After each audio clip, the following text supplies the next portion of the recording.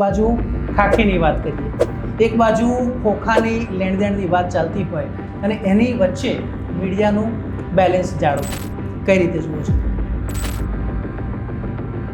હું જ્યારે જર્નલિઝમ આવ્યો લેખલ ત્યારે એક એવો ગાળો હતો કે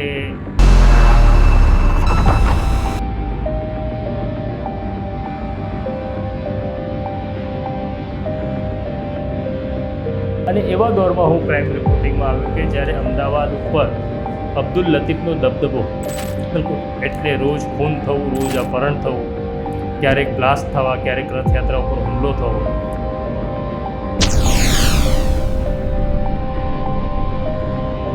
તો એ છુરાબાજીની એક કિંમત નક્કી થતી કે જો છુરો ચાકુ વાગે અને માણસ જીવી જાય તો મરી જાય તો એ પ્રકારના ભાડુતી માણસો અમદાવાદની અંદર બોલાવવામાં આવતા હતા અને એક સ્ટેબિંગ એક બિઝનેસ હતો.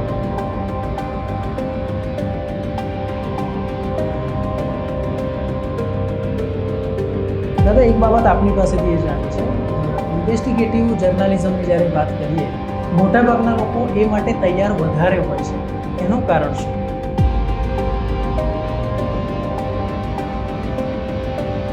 પોલીસના ઇન્વેસ્ટિગેશનમાં બહુ એક અગત્યનો પાર્ટ ટ્રેનિંગમાં હોય છે કે સારો ઇન્વેસ્ટિગેટર કોણ થઈ શકે.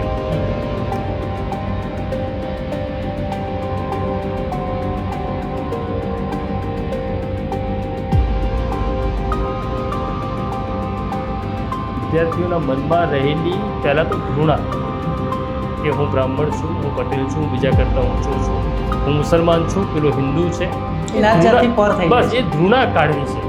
અને અમે તો એવું કહીએ છીએ કે તમે સારા પત્રકાર ન થાવ તો પણ વાંધો નહીં, એક સારો માણસ થવાનો તો પ્રયત્ન કરીએ. બસ તો એ બહુ નાની નાની ઘટનાઓ છે. નમસ્કાર દર્શક મિત્રો, ઇન્ડસ્ટ્રી ટોક્સ વિથ નેહલમાં આપનું સ્વાગત છે. હું છું નેહલ.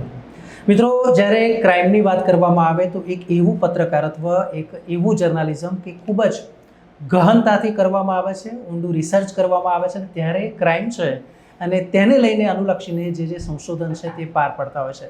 અને આ જે ક્રાઇમ સેક્ટરની, ક્રાઇમ જર્નાલિઝમની જ્યારે વાત આવે ત્યારે એક નામ ગુજરાતમાં અચૂક યાદ આવે. એ નામ એટલે દાદાના નામથી જે હુલામણું નામ કહેવાય છે તે પ્રશાંત દયાળ. તેઓ અત્યારે આપણી સાથે છે. ચાલો તેમને મળીએ. પ્રશાંતભાઈ, આપનું ખૂબ ખૂબ સ્વાગત છે. નમસ્કાર. નમસ્કાર. પ્રશાંતભાઈ, એક સીધી વાત છે કે જ્યારે પત્રકારત્વમાં ક્રાઇમની વાત આવે તો ટીઆરપી એંગલથી જોઈએ તો મોટાભાગે આપણે જાણીએ છીએ કે ક્રાઇમના ન્યૂઝ હોય તો વ્યુઅરશિપ વધારે આવે. પણ એ પત્રકારો જે ક્રાઇમ સાથે જોડાયેલા છે, ક્રાઇમ ઇન્વેસ્ટિગેશન સાથે જોડાયેલા છે, એ લોકોની અંગત દુનિયા કેવી હોય છે, એમની સ્ટ્રગલ કેવી હોય છે? કારણ કે એક બાજુ ખાખીની વાત કરીએ, એક બાજુ ખોખાની લેણદેણની વાત ચાલતી હોય અને એની વચ્ચે મીડિયાનું બેલેન્સ જાળવવું કઈ રીતે જુઓ છો? પહેલાં તો એવું છે કે હું જ્યારે જર્નલિઝમ આવ્યો લેખલ ત્યારે એક એવો ગાળો હતો કે ક્રાઇમ રિપોર્ટિંગ કરવા બહુ લોકો તૈયાર ન હોય. બધાને જ કાં પોલિટિકલ રિપોર્ટિંગ કરવું હોય, સચિવાલય રિપોર્ટિંગ કરવું હોય, તો ક્રાઇમ રિપોર્ટર કોણ થઈ શકે એવો પ્રશ્ન આવે. તો એક ક્રાઇટેરિયા એવો હતો, વનલિખિત ક્રાઇટેરિયા હતો, એવો કોઈ નિયમ નહોતો કે જે સ્વભાવે વરછટ હોય, પોલીસ અને ગુનેગાર જેવો, અને જેનો ચહેરો બહુ સારો ન હોય, અને પોલીસ અને ગુનેગારોની જેમ એને ગાળો બોલતા આવડતી હોય, થોડોક લડાયક હોય. આ ક્રાઇટેરિયામાં મને એવું લાગ્યું, મારા એડિટરને એવું લાગ્યું હશે કે હું બંધ બેસતો છું. હા, બસ ત્યારથી ક્રાઇમ રિપોર્ટિંગ શરૂ થયું. અને એવા દોરમાં હું ક્રાઇમ રિપોર્ટિંગમાં આવ્યો કે જ્યારે અમદાવાદ ઉપર અબ્દુલ લતીફનો દબદબો હતો. બિલકુલ, એટલે રોજ ખૂન થવું, રોજ અપહરણ થવું, ક્યારેક બ્લાસ્ટ થવા, ક્યારેક રથયાત્રા ઉપર હુમલો થવો, અમદાવાદમાં કરફ્યુ લાગવું, અને કરફ્યુ લાગે ત્યારે મહિનાઓ સુધી લાગે. બિલકુલ, હા, એવા દોરમાં ક્રાઇમ રિપોર્ટિંગ શરૂ થયું. કદાચ સાહેબ આજના સમયના લોકોને જાણ નથી કે રમખાણ એ શું, અથવા તો પછી એ વખતે જે કેટલાય મહિનાઓ સુધી જે બંધ પાડવામાં આવતો, શું કહેશો? હા, એટલે એ દોર તો પૂરો થઈ ગયો. નવી પેઢીના પત્રકારોને તો ઠીક છે, નવી પેઢીના યુવાનોને પણ એ ખબર નથી કે કરફ્યુ શું, સ્ટેબિંગ એટલે શું. હા, અને ત્યારે એવું હતું કે જેમ અલગ અલગ બિઝનેસ હોય છે એમ ક્રાઇમ પણ એક બિઝનેસ હતો. અમદાવાદમાં જ્યારે કરફ્યુ લાગતો ત્યારે લતીફ બહારથી માણસો બોલાવતો સ્ટેબિંગ કરવા માટે. સ્ટેબિંગ એટલે છુરાબાજી. તો એ છુરાબાજીની એક કિંમત નક્કી થતી કે જો છૂરો ચાકુ વાગે અને માણસ જીવી જાય તો 5,000, અચ્છા. મરી જાય તો 10,000. તો એ પ્રકારના ભાડુતી માણસો અમદાવાદની અંદર બોલાવવામાં આવતા હતા. અને એક સ્ટેબિંગ એક બિઝનેસ હતો. તો એવો એક દોર હતો, અને આ દોર એવો હતો કે જ્યારે તમારી પાસે ટેકનોલોજી નહોતી, બિલકુલ. ફોન નહોતા.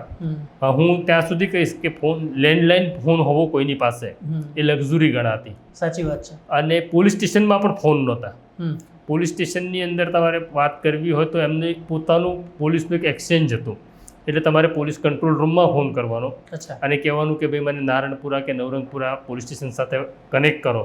એટલે એ તમને કનેક્ટ કરી આપે અને પછી તમે વાત કરી શકો. મોબાઈલ ફોન, પેઝર કંઈ જ નહોતું. એટલે થયું એવું કે કોઈ ઘટના ઘટે તો રિપોર્ટરે ત્યાં જવું પડતું, પ્રત્યક્ષ હાજરી આપવી હા. પડે. એટલે આજના સમયમાં એ મિસિંગ થઈ ગયું. હવે ફોન ઉપર બધી વાત મળે છે, એટલે એ ઘટના સાથે એની કનેક્ટિવિટી નથી રહી. જી. રિપોર્ટિંગનો પ્રકાર જે બદલાયો, અને આજે એવું છે કે નંબરમાં રિપોર્ટિંગ થવા લાગ્યું કે કેટલી મારી સ્ટોરી, 5 સ્ટોરી, 10 સ્ટોરી. ઓકે. એટલે જે મૂળ હાર્દ છે રિપોર્ટિંગનું એ મરી જવા લાગ્યું. અને એવું થવા લાગ્યું કે ક્રાઇમ રિપોર્ટિંગની અંદર તમે જેનું રિપોર્ટિંગ કરો છો એ તો આખરે માણસ છે. બિલકુલ. એટલે મારનારો માણસ છે ને મરનારો માણસ છે. એ માણસ ભૂલાઈ ગયો અને એ સબ્જેક્ટ બનતો ગયો. જી. એટલે પેલી સંવેદના પણ જતી રહી રિપોર્ટિંગના મનમાં, સંવેદના પણ મળી ગઈ. એના માટે એ ઘટના એક સ્ટોરી છે, એ માણસની વાત નથી. બિલકુલ. અચ્છા દાદા, એક બાબત આપણી પાસેથી એ જાણવી છે. ઇન્વેસ્ટિગેટિવ જર્નાલિઝમની જ્યારે વાત કરીએ, મોટાભાગના લોકો એ માટે તૈયાર વધારે હોય છે. એનું કારણ શું? ધારો કે કોઈ જર્નાલિઝમ ભણે છે તો એને એમ થાય કે મને ક્રાઇમની સ્ટોરીઝમાં વધારે રસ છે, અથવા તો જે પોલીસની મેટર હોય, કોર્ટની મેટર હોય, એ પાછળનું તમે કયું તથ્ય કે કારણ માનો છો? વધારે રિસર્ચ બેઝને લીધે કે શું? નહીં, એટલે અત્યારે તો એવું છે કે રિસર્ચ રહ્યું નથી. સાચી વાત એવું છે. અત્યારે જે કંઈ રિપોર્ટિંગ થઈ રહ્યું છે એ કમનસીબ બાબત એવી છે કે આપણે ટેલિવિઝનના કે સોશિયલ મીડિયાના યુગમાં જીવીએ છીએ. એટલે કોઈ ઘટના ઘટે એટલે તમે બૂમ ધરી દો છો. બિલકુલ. તમે કહો, બૂમ છે ને તમારી, તમે બોલો, અમે સાંભળીશું. અમારા મનના બહુ પ્રશ્ન નહીં હોય. અત્યારે ક્રાઇમ રિપોર્ટર માટે જે કોન્ફરન્સ થાય છે, કોઈ અધિકારી આવે છે તો બહુ ટિપિકલ સવાલ 2, 5, 7 છે. સાહેબ આરોપી ક્યાંથી પકડાયો? સાહેબ આરોપી શું કરતો હતો? બસ. અને 5-7 મિનિટમાં એ કોન્ફરન્સ પૂરી થઈ જાય છે. એના માટે એણે મહેનત નથી કરી એ રિપોર્ટરે. એટલે એવું થાય છે કે હવે ઇન્વેસ્ટિગેશન નથી રહ્યું. અને પોલીસ કહે છે એ બધું સાચું માની લેવાનું. પોલીસના ઇન્વેસ્ટિગેશનમાં બહુ એક અગત્યનો પાર્ટ ટ્રેનિંગમાં હોય છે કે સારો ઇન્વેસ્ટિગેટર કોણ થઈ શકે, કે જેના મનમાં પ્રશ્નો ઉદ્ભવે. જી. એક ગુનેગાર સુધી પહોંચવા માટે પોલીસ 100 પ્રશ્ન ઊભા કરે પોતાના મનમાં, અને એક પ્રશ્નનું એ નિરાકરણ લાવતો જાય, અને એમાંથી એક આરોપી પકડાય છે. એવું જ કામ ક્રાઇમ રિપોર્ટરનું છે. એને માની લેવાનું કે પોલીસ ખોટું બોલે છે, પોલીસ કંઈક છુપાવવા માગે છે. અને એ પ્રકારના પ્રશ્નો જ્યારે ક્રિએટ થાય ત્યારે પછી એક ઇન્વેસ્ટિગેટિંગ જર્નલિઝમનો પ્રારંભ થાય. હું જે ગાળામાંથી પસાર થયો એ ગાળામાં 2002 થી 2006 વચ્ચે એન્કાઉન્ટર પણ પુષ્કળ થયા. તો પોલીસ જે થિયરી આપતી હતી કે ભાઈ આ એક તો આતંકવાદી છે સાબિત કરવા માટે શું હોવું જોઈએ? કાયનું નામ અબ્દુલ હોવું જોઈએ, કાયનું નામ સમીર હોવું જોઈએ, કાયનું નામ સોરાબ હોવું જોઈએ. એટલે આતંકવાદી જાતિ કે ધર્મ આધારિત, એના આધારે નક્કી થતું. અને પછી પોલીસની થિયરી હતી કે આ લશ્કરે તૈયબાના આતંકી છે, ટ્રેનિંગ લઈને પાકિસ્તાનથી આવ્યો હતો અને મારવા નરેન્દ્ર મોદીને જતો હતો, અને અમારી સાથે અથડામણમાં એ માર્યો ગયો. તો એક પત્રકાર તરીકે સવાલ થવા જોઈએ કે કેમ બધા જ આતંકવાદી અમદાવાદમાં જ આવે છે, જેને મારવા છે તો ગાંધીનગરમાં પણ, જેને ગોધરાપણમાં પણ છે, CM તો બધે ફરે છે, કેમ પોલીસને ગોળી નથી વાગતી? બિલકુલ. અને બધાની સ્ક્રિપ્ટ કેમ સરખી આવે છે? તો આ પ્રશ્ન થવા જોઈએ જે ન થયા. અને જેને થયા એ લોકો સરસ રિપોર્ટિંગ કરી શક્યા. અને મારા એક જ સબ્જેક્ટ ઉપરનું રિપોર્ટિંગ હું કહું તો મારું એ રિપોર્ટિંગ 2002 થી લઈને 2014 સુધી ચાલ્યું. એટલે એક જ વિષયને તમે કેટલો પકડી રાખી શકો જો તમે એમાં સામેલ થઈ જાઓ તો. સતત એ સ્ટોરીને પ્રોગ્રેસ થતી જાય. હા. તો તમારું ઇન્વોલ્વમેન્ટ જોઈએ. હવે એક વસ્તુ બહુ અગત્યની છે કે જે મુંબઈમાં થયું, મુંબઈના ક્રાઇમ રિપોર્ટિંગમાં થયું કે ક્રિમિનલ અને ક્રાઇમ રિપોર્ટર વચ્ચે એક પાતળી ભેદરેખા છે. તમારે એ રેખા નથી ઓળંગવાની. તમે એની સાથે રોજ કામ કરો છો પણ એનો હિસ્સો નથી. મુંબઈના ક્રાઇમ રિપોર્ટિંગમાં એવું થયું કે ઘણા બધા પત્રકારો એ રેખા ઓળંગી ગયા અને એ ગેંગનો હિસ્સો બનતા ગયા. એના કારણે પછી ત્યાં એમના મર્ડર પણ થયા એ રિપોર્ટરના. તો આ બહુ પાતળી ભેદરેખા છે. અને આ એક ક્રાઇમ રિપોર્ટિંગ એક ગ્લેમરસ છે કે લોકો જેનાથી ડરતા હોય એ તમને આવો સાહેબ કહીને બોલાવે, આવો ભાઈ કહીને બોલાવે. જે પોલીસ કમિશનર આમ રૂઆબદાર લાગતો હોય એ તમને ચા ઉપર બોલાવે. એટલે ગ્લેમરસ છે. આ ગ્લેમર તમારી ઉપર હાવી ન થવું જોઈએ. ગ્લેમર હાવી થાય એ દિવસે રિપોર્ટિંગ ડાઉન જવા લાગે તમારું. તો આ બહુ સાચવવાનું હોય છે. એટલે આપણે જે વાત કરી ને કે જે આ પાતળી ભેદરેખા છે ક્રિમિનલ અને ક્રાઇમ ઇન્વેસ્ટિગેશન, એ તમારે સમજવું ખૂબ જરૂરી છે. અચ્છા, એક બાબત એ છે કે 2002ના કોમી રમખાણની જે આપે ઇન્વેસ્ટિગેશન કર્યું, 2008 અમદાવાદ બોમ્બ બ્લાસ્ટના કેસની વાત કરીએ, સાબરમતી સુરંગકાંડ કેસની વાત કરીએ, તો ઘણીવાર એમ થાય કે આ સોર્સ કયો હશે, ક્યાંથી આ માહિતી મળતી હશે. મારા જ ઘણા મિત્રો છે જે મને કહે કે નીલભાઈ, સમાચારમાં આવે કે સૂત્રો તરફથી જાણવા મળતી માહિતી અનુસાર સૂત્રો કોને કહેવાય, આપ શું કહેશો? મારા સદનસીબે મેં કહ્યું કે હું એવા યુગમાં ક્રાઇમ રિપોર્ટિંગમાં આવ્યો કે જ્યારે તમારી પાસે ટેકનોલોજી નહોતી. ટેકનોલોજી નહોતી એટલે તમારો 1-to-1 સંપર્ક હોવો અનિવાર્ય હતો. અને ઇન્ફોર્મેશન કોઈ દિવસ, બધા અત્યારે કેવું છે કે ક્રાઇમ રિપોર્ટરને પોલીસ ઇન્સ્પેક્ટર ઓળખે, આસિસ્ટન્ટ કમિશનર ઓળખે, કમિશનર ઓળખે અને એવો ખુશ થાય, પણ સમાચાર કોઈ દિવસે આપતા નથી. અચ્છા. હા, એ તમને જે આપે છે એને આપવું છે આપે છે. તો તમારો ઇન્ફોર્મેશનનો સ્ત્રોત કોણ છે?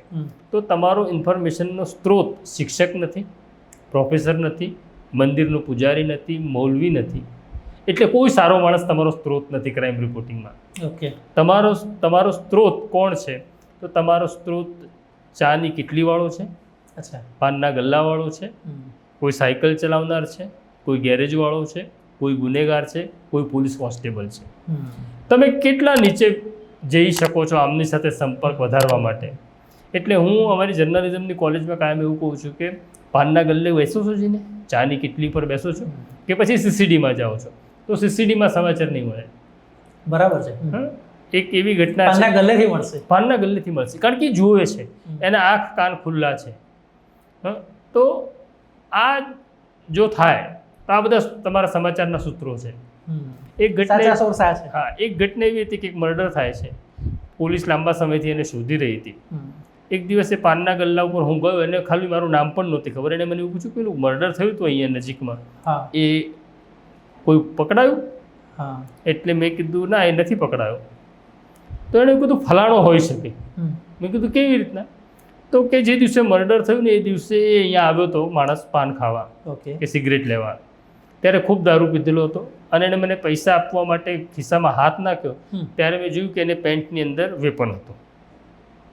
આટલી જ ઇન્ફોર્મેશન ડેહલેની પાસે હતી. મેં કીધું એનો નંબર છે? તો કે હા છે. તો એને મને સિગરેટના ખોખા ઉપર એક નંબર લખી આપ્યો. એ જઈને મેં પોલીસ અધિકારીઓને આપ્યું કે આ એક ટીપ છે. અને એ લોકો એને ટ્રેક કર્યો તો એ જ નીકળ્યો. અચ્છા. તો પાનના ગલ્લાવાળાની એક શંકા એ હોય છે કે એ દિવસે હતો, દારૂ પીધેલો હતો, એની પાસે હથિયાર હતું, એ સોર સાચો પડ્યો. તો આ સૂત્રો છે. તો હવે રિપોર્ટર આ સૂત્રો પાસે નથી જતા. તો એ તમે વાત કરીએ છીએ, એ તમને ઘરે આવીને નહીં કહે. વાત સાચી છે. અને કેવું થાય છે કે ધીરે ધીરે બહુ લાંબો સમય તમારું રિપોર્ટિંગમાં થાય ને, એટલે તમને એવું લાગવા લાગે તમને બધી ખબર છે. એટલે હું અમારી ઓફિસમાં પણ એ તાલીમ આપું છું, અમારા વિદ્યાર્થીઓને પણ કહું છું કે આપણને બહુ બધા લોકો ફોન કરે જી કે તમને ખબર છે ગાંધી બ્રિજ ઉપર એક એક્સિડન્ટ થયો છે? તો એ મને ખબર છે, પણ હું એને કહું શું વાત છે, એમ ક્યારે થયો? તમારે કોઈ દિવસ એવું રિએક્ટ નહીં કરવાનું કે તમને ખબર છે. તમને ખબર છે આવો જવાબ તમે જ્યારે જ્યારે આપવા લાગશો ત્યારે સામેવાળો તમને માહિતી આપવાનું બંધ કરશે, કારણ કે એવું માનશે આ વિશ્વનો શ્રેષ્ઠ માણસ છે, આને બધી જ ખબર પડે છે, તો આપણે કંઈ કહેવાની જરૂર નથી. ત્યાં માહિતીનો સ્ત્રોત અટકી જશે. હા, બિલકુલ. અચ્છા, ઘણીવાર એવું થાય કે જે ન્યૂઝ છે એ વાયરલ થતા હોય અને હવે પ્રશ્ન એ થાય કે એ ફેક છે કે પછી ઓથેન્ટિક ન્યૂઝ છે. એ સામાન્ય રીતે જે તે રિપોર્ટર એ કઈ રીતે એને ચેક કરે, એનું ફેક્ટ ચેક કઈ રીતે કરે, કે પછી ધારો કે કોઈ ક્રાઇમની ઘટના બની છે તો પોલીસ તરફથી એની કોઈ બાઇટ આવે ત્યાં સુધી પ્રતીક્ષા કરે કે પછી કોઈ ચેનલના માધ્યમથી મળી હોય કે પછી કોઈ એજન્સી થ્રુ કઈ રીતે ખબર પડે કે આ ફેક્ટ છે કે પછી આ ફેક છે? આ જે સમય છે ને એ ઉતાવળનો સમય છે. હું પહેલો બસ બિલકુલ મારું એ જ કહેવું છે કે બધાને ઉતાવળ છે. બધાને ઉતાવળ છે કે હું પહેલો કરી નાખું, હું પહેલો કરી નાખું. એમાં એવું થાય છે કે મૂળ તત્વ ભૂલાઈ જાય છે. ઉદાહરણ રૂપે કહું કે અમદાવાદમાં જે ઘટના ઘટી છે કે એક પ્રજ્ઞાચક્ષુ વ્યક્તિને પોલીસ અધિકારી ફટકારે. બહુ સંવેદનશીલ ઘટના છે, સ્ટોરી પણ ઘણા બધાએ કરી, પણ એટલી ઉતાવળ આવી ગઈ કે કેમ માર્યો, તો એ વાત જ ન આવી 2 દિવસ સુધી. તો એ એવું છે કે એ સ્ટોરી માટે તમારે રોકાવું પડે. તમારે એ વિડીયો જે તમારી પાસે આવ્યો છે સાચું છે કે ખોટું એના માટે ટેકનોલોજી તો છે, પણ ટેકનોલોજી પણ બહુ સીમિત છે. તમારે છેલ્લે તો તમારા સંપર્કો જ કામમાં આવશે. બિલકુલ. કાલનું જ એક વાત કરું કે તથ્ય પટેલ એક જે છોકરો છે એણે 9 લોકોને કચડી નાખ્યા હતા અને 4.5 વર્ષ સુધી જામીન ઉપર એ રહ્યો. અને પછી હાઈકોર્ટે એવું કીધું કે એને જામીન આપો, સુપ્રીમ કોર્ટે કીધું એને જામીન આપો. હવે આપણે શું કરીએ છીએ કે આ જ અમારી ઓફિસમાં જ થયેલી ઘટના કહું કે આવીને મેં પૂછ્યું કે કઈ છે આજે, તો કે તથ્યને જામીન મળી ગયા અને તથ્ય છૂટી ગયો. કીધું કેવી રીતના ખબર પડી? કે ટીવીમાં વિઝ્યુઅલ ચાલતા હતા. હવે મને ક્રાઇમ રિપોર્ટરને થોડી કોર્ટની પ્રોસિજરે ખબર હોવી જોઈએ, બરાબર છે. ક્રાઇમ રિપોર્ટિંગ કરવું હોય તો હું માનું છું કે તમને ક્રાઇમ, કોર્ટ અને પોલિટિકલ રિપોર્ટિંગ આવડવું જોઈએ. આ ત્રણેય રિપોર્ટિંગ એવા છે કે જે એકબીજાની આસપાસ ફરે છે અને કોઈ દિવસ ગુનેગાર એ વિલા જેવો છે, એ પોલીસ કે પોલિટિશિયનની મદદ વગર, એટલે એ વૃક્ષ છે આ બંને, એને ફરતે જે ફરે છે. બિલકુલ. તો તથ્યને જામીન મળી ગયા, તથ્ય છૂટી ગયો, એ ટીવીમાં જોયું અને નવજીવન મેનિપ્યુલેટ ચાલી. રિસર્ચ નહીં કોઈ? નહીં, કે વિઝ્યુઅલ જોયું ને આપણે જેલની બહાર આવતા જોયો. એટલે મેં જેલમાં ફોન કર્યો જેલ અધિકારીને કે એ છૂટ્યો, તો કે એનો ઓર્ડર થઈ ગયો છે, અમારી પાસે આવી ગયો છે, બહાર નીકળતા એને કલાક લાગશે. અચ્છા. તો હવે વિઝ્યુઅલ કયા હતા? અને ટીવીમાં ચાલે છે, ટીવીમાં ચાલે છે કે જામીન મળી ગયા. આ તો ઠીક છે ને, કલાક પછી નીકળવાનો જ હતો, પણ કલાક પછી કંઈક કારણસર એવું કીધું જ જેલ અધિકારીઓએ કે ભાઈ આજે ટેકનિકલ કારણસર આજે નહીં છૂટે તો શું તમે એકવાર તો એ સમાચાર ખોટા પડ્યા તો કરી દીધું. હા, તો આ ઉતાવળ આપણે વિઝ્યુઅલ જોઈને કરી નાખીએ છીએ. તો એ સંપર્ક, તો આપણે લોકલ મીડિયાની વાત કરી, નેશનલમાં ઘણીવાર આપણે જોઈએ છીએ કે આસિફ મુનીરસિંહે શરણાગતિ સ્વીકારી લીધી, કરાચી સુધી આપણા જહાજો પહોંચી ગયા અને પછીથી આવે કે એ સમાચાર ખોટા છે. 2000ની નોટની આપણને ઘટના યાદ છે કે જ્યારે 2000ની નોટમાં ચીપ મૂકવામાં આવી છે, ગમે ત્યાંથી સરકારે નોટ ક્યાં છુપાવી છે પકડી લેશે. તો એ કેસને કઈ રીતે સૌથી જ્યારે નેશનલ ચેનલ પર આવતું હોય તો એની જવાબદારી વધી જાય છે. નેશનલ ચેનલોએ સૌથી જે મજા કરાવી બધાને એ તો ઓપરેશન સિંદૂરમાં કરાવી. બિલકુલ. કે આપણા જહાજો ત્યાં પહોંચી ગયા છે, કરાચી બંદર ઉડી ગયું છે, લાહોર સુધી પહોંચી ગયા છે. તો આ ઉતાવળમાં થયેલું છે કે એક ચેનલે ચલાવી દીધું અને બીજાએ કોપી કરી. હા, હું પણ ચલાવી દઉં એમ, હું પાછળ ના રહી જાઉં. હા. એટલે હું મારી પાસે 2015માં જ્યારે કામ નહોતું અને હું બીબીસી માટે પણ થોડો સમય, બીબીસી ગુજરાતી માટે થોડા સમય મેં કામ કર્યું, ત્યારે ત્યાં જે એડિટર હતા નિધિશ ત્યાગી જી, એણે મને બહુ સરસ શીખવાડ્યું કે આપણે કોઈ ઉતાવળની દોડમાં નથી. તમારી નજર સામે વડાપ્રધાન કે મુખ્યમંત્રીનું મોત થાય છે, નિધન થાય છે, કોણ કહે છે આવું? હું કહું કે મેં જોયું તો ના, નહીં ચાલે. કોણ કહે છે આ નિધનના સમાચાર 2 કલાક પછી ચાલશે આપણે ત્યાં, તો ચાલશે. કોઈ કે કન્ફર્મ કરવું પડશે, તમે જોયું હોય તો પણ નહીં ચાલે. તો આ આપણે જો હરીફાઈની દોડમાંથી બહાર નીકળીએ તો આટલા સમાચારમાં આપણે ભૂલ ન થાય, તટસ્થ અને સાચા સમાચાર મળે. એટલે તો બીબીસીની વિશ્વસનીયતા છે. બિલકુલ. નવજીવન સ્કૂલ નવજીવન એટલે એ હિસ્સો કે જે ગાંધીજી એમની સાથે આપણે કહી શકાય કે એમણે જે એમનો વારસો હતો, જે પુસ્તક વારસો હતો, એમના જે પત્રો હતા એ સોંપ્યા, અને એ જ સંસ્થામાં અત્યારે આપણે આજે નવજીવન સ્કૂલ ઓફ જર્નાલિઝમ નું નેતૃત્વ આપ કરી રહ્યા છો. હેતુ શું હતો, ક્યારથી એ ચાલે છે અને અત્યાર સુધી આપણી જે જુદી જુદી બેચ ગઈ, કેવા અનુભવ રહ્યા? સૌથી પહેલાં તો હું મારી સફરની વાત કરીશ કે આ વિચારનો જન્મ જી જી જી ક્યાંથી થયો. મેં ગ્રેજ્યુએશન પૂરું કર્યું અને પછી શું કરવું એ ખબર નથી. આજે પણ જે યુવાનોને સમસ્યા છે કે શું કરવું, એ આપણે ત્યાં બહુ મોડી ખબર પડે છે. જે ઉત્તર પ્રદેશ કે બિહારના યુવાનો 10મામાં નક્કી કરી નાખે છે, જે ગુજરાતની અંદર બહુ મોડા નક્કી થાય છે. મારી પણ સ્થિતિ એવી, તો શું કરવું એમ ખબર નહોતી. પછી એટલું ખબર હતી કે કંઈક એવું કરવું છે કે રોજ નવું થાય, એકનું એક કામ રોજ નથી કરવું. મારા મા બાપ બંને સરકારી કર્મચારી હતા અને ત્યારે એવું હતું કે તમે કોઈને કહો કે ભાઈ મારો દીકરો છે તો નોકરી મળી જતી. આટલા હજારો કે લાખો છોકરાઓ સરકારી નોકરીમાં આવતા નહોતા. એટલે એમણે મને પણ એવું કહ્યું કે તું આવી જા, ચિંતા નહોતી. હા, તું સરકારી નોકરીમાં આવી જા, ગોઠવી દઈએ તારું. પણ મેં એવું કીધું કે સરકારી નોકરીમાં તો રોજ એકની એક ફાઇલ રોજ જોવાની ને. તો કે હા, તો કે શું વાંધો નહીં. મેં કીધું ના, એવું કામ નથી કરવું. તો શું કરવું છે તો એ ખબર નહોતી લાંબો સમય. એક સારા નાટ્યકાર અને નાટ્ય દિગ્દર્શક અને પ્રોફેસર હતા મંગુભાઈ પટેલ, જેમની પાસે હું નાટ્યની તાલીમ લેતો. એણે મને પૂછ્યું કે શું કરવું તમે? સાહેબ નથી ખબર પડતી. તો કે તું જર્નાલિઝમ કર, એમાં રોજ નવું કરવાનું, સમથિંગ ન્યૂ એવરી ડે. હું આજે એવું નહીં કહી શકું કે હું 72નું યુદ્ધ લડ્યો હતો પછી આજે, તો કે આજે કંઈ નહીં. અહીંયા તો રોજ 72નું યુદ્ધ છે ને રોજ 64નું છે. તો મને હું એકેડેમિક બહુ નબળો, ભણવામાં બહુ જાજો રસ નહીં. એટલે મને કે ચાલ આપણે યુનિવર્સિટીમાં જર્નલિઝમ ચાલે છે ત્યાં ભણાવવા જઈએ. ઓકે. એટલે મને યુનિવર્સિટીમાં લઈ ગયા રઘુવીર ચૌધરી. અચ્છા. એ હેડ ઓફ ધ ડિપાર્ટમેન્ટ હતા. એમણે મારી માર્કશીટ જોઈ ટીવાયની. મને કે એડમિશન નહીં થઈ શકે તારું. કેમ? તો કે જર્નલિઝમમાં એડમિશન લેવા માટે 50% જોઈએ અને મારે 46% જ હતા.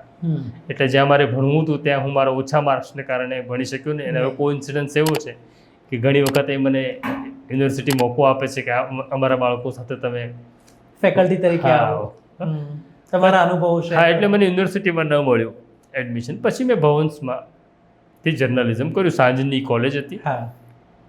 સમસ્યા ક્યારે આવી? સમસ્યા ત્યારે આવી કે જ્યારે હું જર્નલિઝમ પૂરું કરીને, ઇન્ટર્નશિપ પૂરું કરીને બહાર નીકળ્યો ત્યારે અખબાર જ હતા. આ વાત કરું છું 1988ની. તો કે કયા અખબારો? તો કે ગુજરાત સંદેશ અને જનસત્તા, આ 3 મોટા અખબારો. બિલકુલ. આ 3 અખબારોમાં તો એવું કે મને કહેવામાં આવ્યું હતું કે તમારી પાસે અનુભવ હોય તો કામ આપીએ. ઓકે. હા, પણ હવે કોઈ કામ આપે તો મને અનુભવ થાય, પણ કોઈ મને કામ આપવા જ તૈયાર નહોતું. પણ ભૂપત વડોદરિયા, જે સારા સાહિત્યકાર અને એમનું એક પોતાનું અખબાર જે આજે પણ ચાલુ છે, સંભાવ, એમાં પછી હું ગયો અને વગર પગારે, કારણ કે તમને કામ નથી આવડતું તો પગાર ન મળે, એટલે વગર પગારે મેં કામ શરૂ કર્યું. અને ઇન્ટર્નશિપ. હા, શીખો. હા. અને ત્યારે અમારા ચીફ રિપોર્ટર હતા ધુની માંડલિયા. ઓકે. હવે મને નથી ખબર પડતી, ક્યારે ખબર પડી જ્યારે ધુની માંડલિયાએ મને થોડીક પ્રેસ નોટો આપી, જે મારા ચીફ રિપોર્ટર હતા, અને કીધું કે આનો ઇન્ટ્રો બનાવો, એક ઇન્ટ્રો બનાવો ને બાકીની પ્રેસ નોટ સાથે એટેચ કરી દે. નેહલ, મને ખબર જ નહોતી કે ઇન્ટ્રો કોને કહેવાય. મને ઇન્ટ્રો કોઈએ ભણાવ્યો જ નહોતો. અને પછી મને ખબર પડી કે હું 1 વર્ષ જર્નલિઝમમાં જે ભણ્યો કે એડિટિંગ ને આ ને તે, એ તો મને આવડતું જ નથી. તો એ પુસ્તક પૂરતું સીમિત રહી ગયું. નવેસરથી મારે એકડો ઘૂંટવાનો આવ્યો. અને ત્યારે મને એવું થયું કે એવી જર્નાલિઝમની સ્કૂલ હોવી જોઈએ કે જેમાં તમારી પાસે પુસ્તક ન હોય પણ તમે છતાં શીખી જાઓ સરળતાથી. એ વાતને તો વર્ષો વીતી ગયા.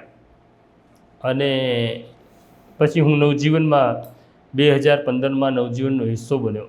મારી નોકરીઓ જવાનો સિલસિલો બહુ લાંબો છે. 35 વર્ષમાં 24-25 નોકરીઓ જતી રહી. રસપ્રદ કિસ્સા એટલા છે કે આપણને પણ એમ તલ્લીનતા રહે કે તમે હજી વધારે કંઈક કરો.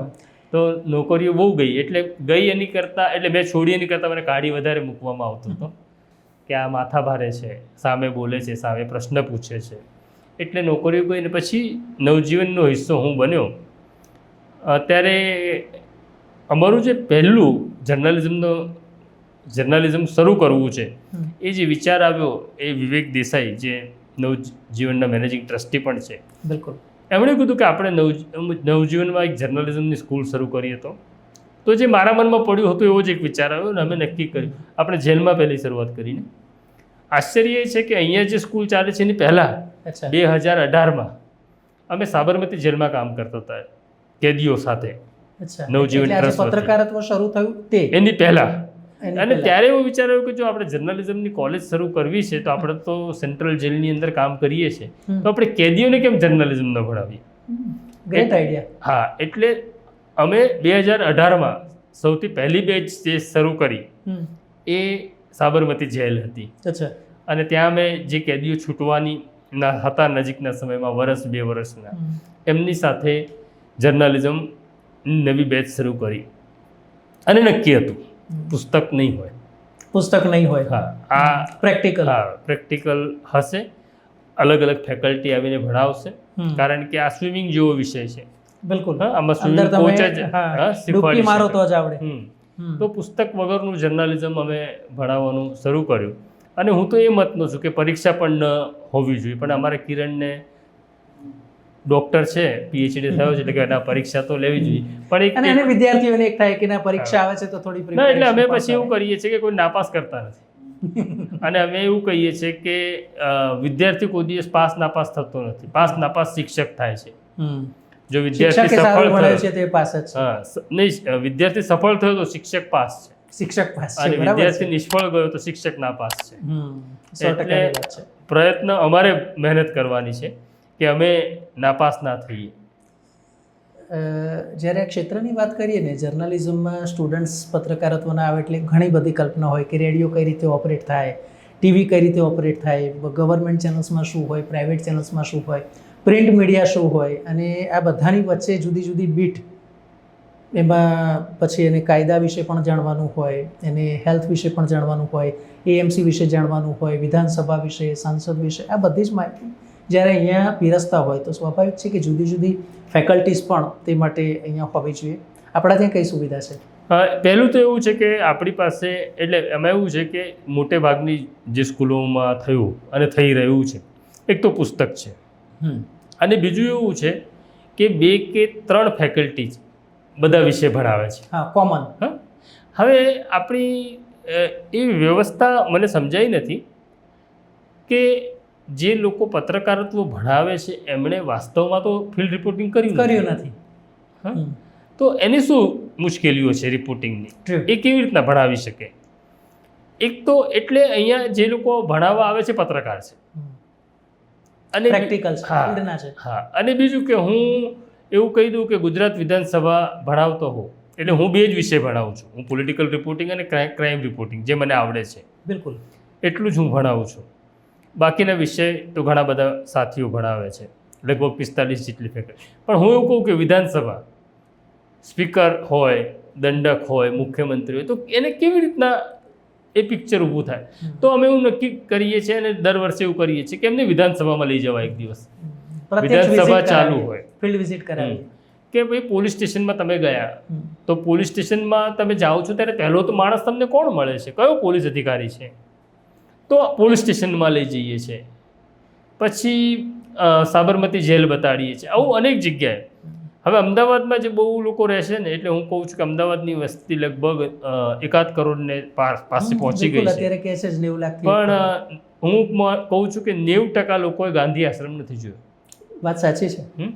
વિશ્વના લોકો ગાંધી આશ્રમ જોવા આવતા હશે, પણ 90% લોકો ગાંધી આશ્રમ. તો મેં અચૂક ગાંધી આશ્રમ લઈ જઈએ છીએ કે તમે ગાંધી આશ્રમ જુઓ. એ જમીનની તાકાત, એ જમીનમાં રહેલી શક્તિ હજી પણ તમને ત્યાં જાઓ એટલે તમને એ રિયલાઇઝેશન થાય કે ગાંધી જીવે છે.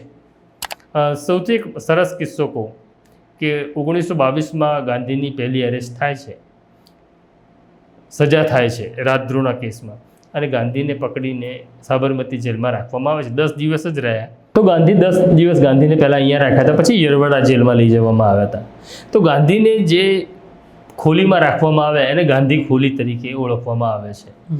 22થી લઈ આજે 26 જે ખોલીમાં ગાંધી રહ્યા હતા ત્યાં સાબરમતી જેલના કેદીઓ રોજ સવાર સાંજ દીવો કરે છે.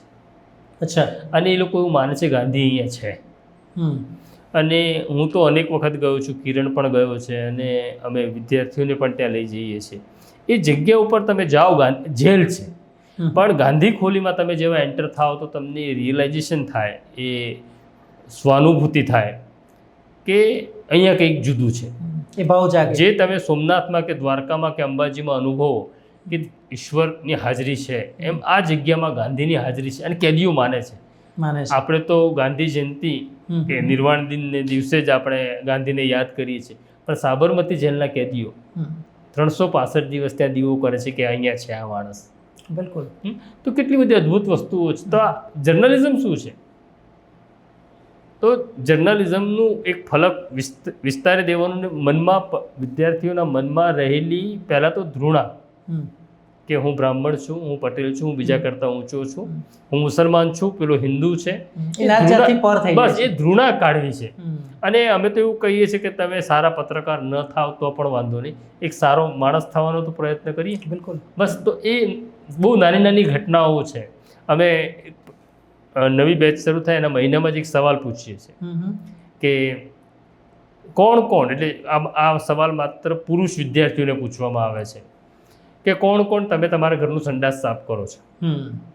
તો હાર્ડલી એકાદો વિદ્યાર્થીનો હાથ ઉપર થાય છે. તો અમે કહીએ છીએ કે આપણું સંડાસ આપણે જ સાફ કરવાનું. આ કામ સ્ત્રીઓનું નથી, આ કામ દરેક વ્યક્તિનું છે. તો આવી રીતના અમે પત્રકારત્વ ભણાવીએ છીએ. એક સાચી કહીએ ને કેળવણીની જે તાલીમ છે એ અહીંયા મળે છે એવું આપણે કહી શકાય. હા, એવો પ્રયાસ છે. અને અંતમાં આપણે એવા ઘણા વિદ્યાર્થીઓ પણ હશે, આગળના જે બેચમાં જે વિદ્યાર્થીઓ છે એ તો અત્યારે ઓલરેડી શેર કરી જ રહ્યા છે કે અમે અહીંયા આવ્યા પછી ઘણું બધું શીખ્યા છે. ઘણા એવા બેચના આપણા સ્ટુડન્ટ છે કે જેની સાથે ફોન પર પણ વાત થાય ને તો એમ કે નેહલભાઈ આના જેવી સંસ્થા નહીં કે જે તમને એક વર્ષમાં આખા જીવનની એક પ્રકારે કે ને ફિલોસોફી છે પ્રોપરલી સમજાવી દે છે. નવી બેચના જે વિદ્યાર્થીઓ આવવા માંગે છે એમને શું મેસેજ આપશો? ના, એટલે આમાં શું મેસેજ આપવા જેટલા તો આપણે મોટા થયા નથી, પણ જિંદગીને સમજવી હોય સરળતાથી. ભલે પત્રકાર નથી થવું, વિશ્વને સમજવા માટે એક નાનકડો પ્રયાસ છે, એટલે પણ જર્નલિઝમ ભણવું જોઈએ. એટલે ઘણા નિવૃત્ત લોકો પણ અહીંયા આવે છે, ઘણા ઉદ્યોગપતિઓ પણ આવે છે કે જેમને કોઈ દિવસ પત્રકાર નથી થવું, પણ આ વિશ્વ કેવી રીતના ચાલે છે, જે પત્રકારત્વની દુનિયા સમજ કેળવવી છે, એ સમજ કેળવવી છે તો પણ અહીંયા આવો. અને ઘણા બધા મગજના બંધ દરવાજા ખુલી જશે. હિન્દુ મુસલમાનનો ઝઘડો મનમાંથી જતો રહેશે. પોતે ઉચ્ચ વર્ણના છીએ એ જે ભાર છે એ નીકળી જશે, સમાન રેખા પર આવી જશે અને એક સરળ જિંદગી થશે, હળવાશ મળશે. પ્રશાંતભાઈ, આપ અમારી સાથે જોડાયા અને દર્શકોને ખાસ કરીને જે આપના અનુભવોથી લઈને આપણા જે પત્રકારત્વની batch Navjivan school of journalism કઈ રીતે રન થાય છે અને એનું જે મકસદ શું છે આપે ખૂબ જ સુંદર રીતે માહિતી આપી. આપનો હૃદયથી આભાર. ધન્યવાદ. Thank you. વૈષ્ણવજન તો તેને કહીએ જે પીડ પરાય.